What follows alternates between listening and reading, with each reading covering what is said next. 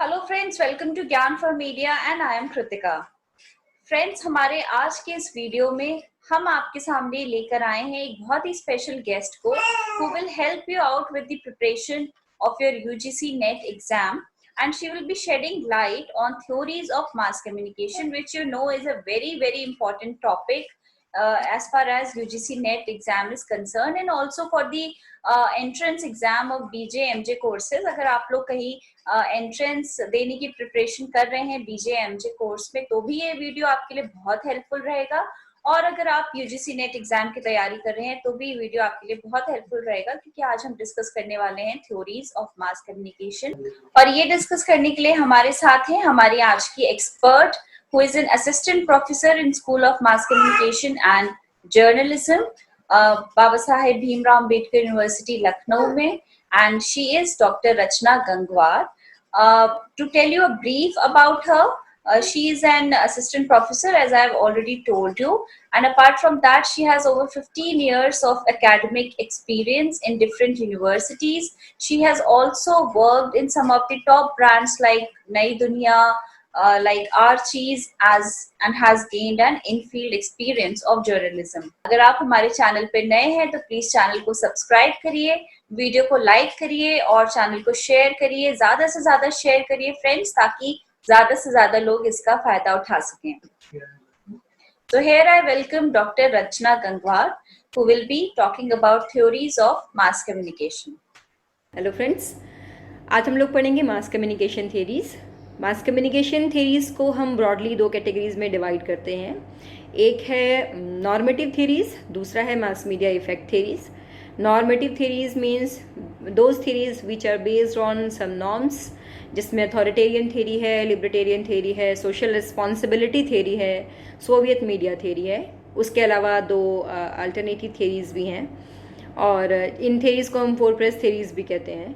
और दूसरी जो कैटेगरी है वो है मास मीडिया इफेक्ट थ्योरी।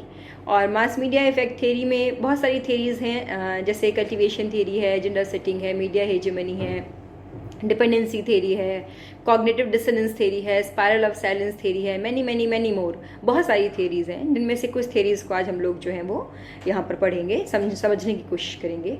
और हमारी पूरी ये कोशिश रहेगी कि हम आपको जितनी साधारण सी भाषा में, जितनी सिंपल लैंग्वेज में हम आपको समझा सकें, उस तरीके से समझाएं और कुछ उदाहरण भी दें, ताकि आपको समझ में आए कि उन थ्योरीज का जो रियल कॉन्सेप्ट है वो क्या है और उनका एप्लीकेशन सोसाइटी में या मास मीडिया में क्या है, और हम एज एन ऑडियंस उसको कैसे लेते हैं। पहली थ्योरी जो हम पढ़ेंगे वो है agenda setting theory. Agenda setting theory जो है बेसिकली इस कॉन्सेप्ट पे बेस्ड है कि मास मीडिया जो है वो हमें ये नहीं बताता कि हमें क्या देखना है और क्या सोचना है, पर हाँ वो ये बताने में हमेशा सफल रहता है, या ये बताने की पूरी कोशिश करता है कि हमें किस बारे में देखना चाहिए और किस बारे में सोचना चाहिए। मीन्स इसका पूरी थियरी का एक सिंपल सी लाइन है जो बड़ी इफेक्टिव है कि media is not always successful at telling us what to think, but they are quite successful at telling us what to think about. Think about is much important actually, क्योंकि mass media जो है वो बहुत strategically आपको कहीं ना कहीं उन सारे मुद्दों, उन सारी बातों की तरफ अट्रैक्ट करता है जो वो बेसिकली दिखाना चाहता है। उसके लिए क्या करता है मास मीडिया, एक यूनिफॉर्मिटी क्रिएट करता है। फॉर एग्जाम्पल कुछ वक्त पहले, कुछ महीनों, कुछ सालों पहले एक बहुत फेमस कॉन्सेप्ट था अर्बन नक्सलिज्म का, ठीक है। There is a caution, I am not using this particular concept for any political propaganda, ठीक है। This is here only to discuss this particular theory. जो अर्बन नक्सलिज्म का जो कॉन्सेप्ट आया था, वो जैसे ही मीडिया में फ्लोट हुआ, उसको आपने देखा होगा कि वो हर चैनल, हर न्यूज़ चैनल, हर अखबार पर कहीं ना कहीं डिस्कस हो रहा था। इसको कहने के पीछे जो मतलब है वो ये है कि आप अगर किसी भी मुद्दे को अवॉइड करने की कोशिश भी करेंगे तो भी मास मीडिया में एक इतना स्ट्रॉन्ग एजेंडा प्लान्ड होता है कि आप जिस मीडिया को ओपन करेंगे वहाँ आपको वो इशू सुनाई देगा, दिखाई देगा, और आप चाह कर भी उससे बच नहीं पाते। आप धीरे धीरे अटेंशन से अट्रैक्शन के मोड पर आ जाते हैं और फिर आप उस कॉन्सेप्ट में कहीं ना कहीं इन्वॉल्व होते हैं और उस पर मतलब आप पे पॉजिटिव नेगेटिव जो भी है उसका इफेक्ट धीरे धीरे पड़ना शुरू हो जाता है और हम उसको डिस्कस करने लग जाते हैं और हमें पता ही नहीं चलता कि कब हम उस पर अपना एक ओपिनियन रखने लगे।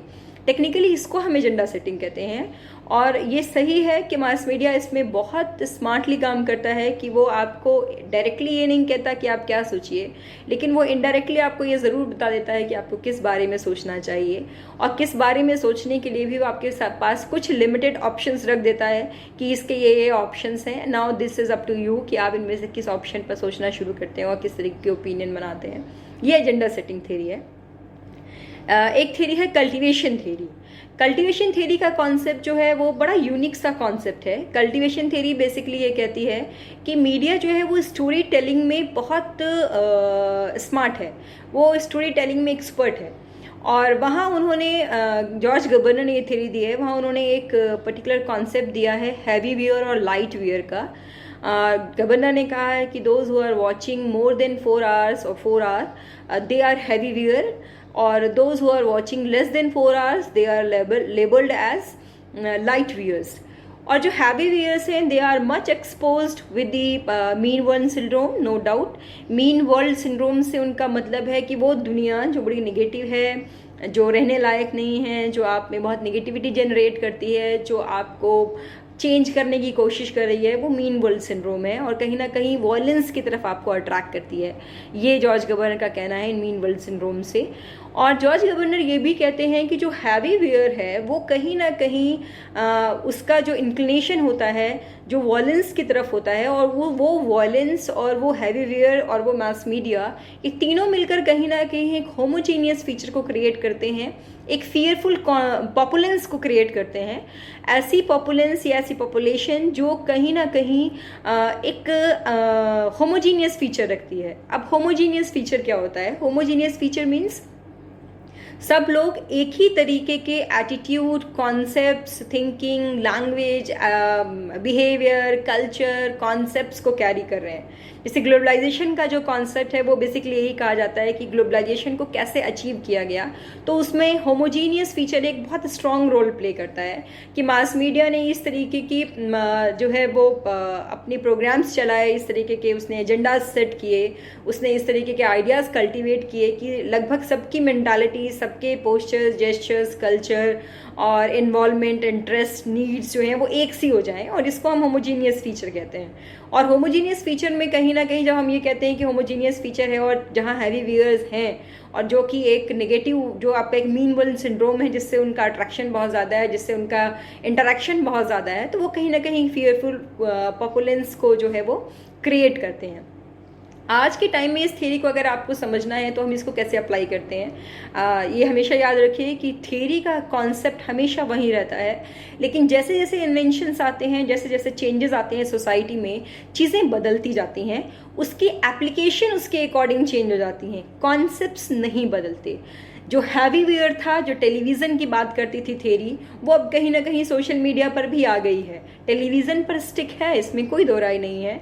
आज भी जो बहुत ज़्यादा टेलीविज़न देखते हैं वो बहुत ज़्यादा उन खबरों से एसोसिएटेड रहते हैं जो खबरें कहीं ना कहीं कोई नेगेटिविटी क्रिएट कर रही हैं या किसी भी तरीके का हो हल्ला क्रिएट कर रही हैं। और जो लोग कम टेलीविज़न देखते हैं उनको लगता है कि दुनिया सुखी है, सब कुछ ठीक चल रहा है। ये कहा भी जाता है, बहुत सारे थिंकर्स हैं जो अब ये कहने भी लगे हैं कि आप जितना कम टीवी देखेंगे आपको लगेगा दुनिया उतनी बेहतरीन चल रही है। इसी तरीके से आज के टर्म्स में अगर आप इसको यूज़ करते हो तो इसमें एक सबसे इंपॉर्टेंट चीज़ ये है कि आप सोशल मीडिया यूज़र्स हैं हम लोग।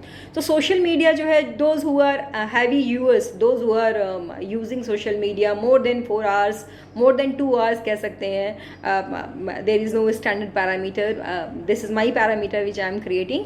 तो वो कहीं ना कहीं बहुत ज़्यादा जो है वो सोशल मीडिया से एसोसिएटेड है और सोशल मीडिया पर चलने वाली ट्रेंड्स का उन पर बहुत असर पड़ता है। और those who are light users they are affecting less than heavy users. तो जैसे जैसे इन्वेंशंस आए, जैसे जैसे चीज़ें बदलती गई, उस तरीके से जो है हम कह सकते हैं कि कहीं ना कहीं मास मीडिया जो है उसने उसका अपना जो है वो इन्वॉल्वमेंट भी बदला है। नेक्स्ट थ्योरी है cultural imperialism theory. Cultural imperialism theory basically herb Shelar ने दी है ये थ्योरी।